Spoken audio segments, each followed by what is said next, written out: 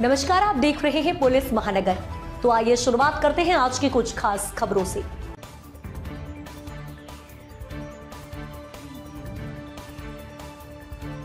महाराष्ट्र में पहली से 5वीं क्लास तक हिंदी भाषा को अनिवार्य करने के फैसले से शिक्षा जगत, भाषाविदों से लेकर राजनीतिक पार्टियों के नेताओं की इस पर प्रतिक्रियाएं आ रही हैं। इस मुद्दे पर न सिर्फ भाषिक अस्मिता का सवाल खड़ा किया, बल्कि मराठी बनाम हिंदी के बहस को फिर से एक बार केंद्र में लाकर खड़ा किया। इस मसले को लेकर बढ़ते विरोध के बाद राज्य सरकार ने अहम जानकारी दी है। महाराष्ट्र के मुख्यमंत्री देवेंद्र फडणवीस ने हिंदी के स्थान पर अन्य भाषाओं को चुनने की छूट देने की बात कही। महाराष्ट्र के सीएम देवेंद्र फडणवीस ने कहा, सबसे पहले यह समझ लेना चाहिए कि मराठी के स्थान पर हिंदी को अनिवार्य नहीं बनाया गया। मराठी अनिवार्य है, लेकिन नई शिक्षा नीति में 3 भाषाएं सीखने के अवसर प्रदान किए गए हैं। एक भाषा सीखना अनिवार्य है और इन 3 भाषाओं में से 2 भारतीय होनी चाहिए।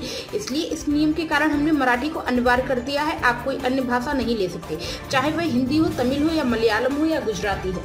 उन्होंने आगे कहा, इसमें जब मंत्री जी की अध्यक्षता वाली समिति ने अपनी रिपोर्ट दी तो उसमें तीसरी भाषा हिंदी है, तो उसके शिक्षक हमें उपलब्ध है। इसलिए हमें अधिक से शिक्षकों की आवश्यकता नहीं होगी। अगर अन्य भाषाएं रखी जाएं तो उसके शिक्षक उपलब्ध नहीं होते और इसलिए भाषा पर अतिक्रमण नहीं होता। यह उस समिति की सिफारिश है। हम इस संबंध में निर्णय लेने जा रहे हैं कि अगर कोई व्यक्ति हिंदी के अलावा कोई तीसरी भाषा सीखना चाहता है तो हम उसे पूरी तरह से अनुमति देंगे। सीएम फडणवीस ने आगे कहा, नई शिक्षा नीति में इसकी अनुमति दी गई है, लेकिन अगर कम से कम 20 विद्यार्थी हैं तो उन्हें लगभग अलग से शिक्षक दिया जा सके।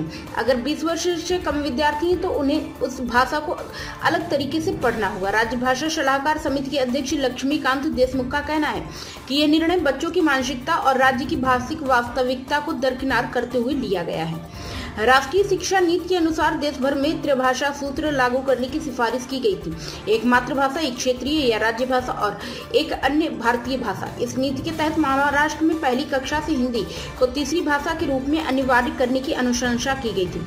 राज ठाकरे ने इस निर्णय का विरोध करते हुए इसे सांस्कृतिक अतिक्रमण की संज्ञा दी।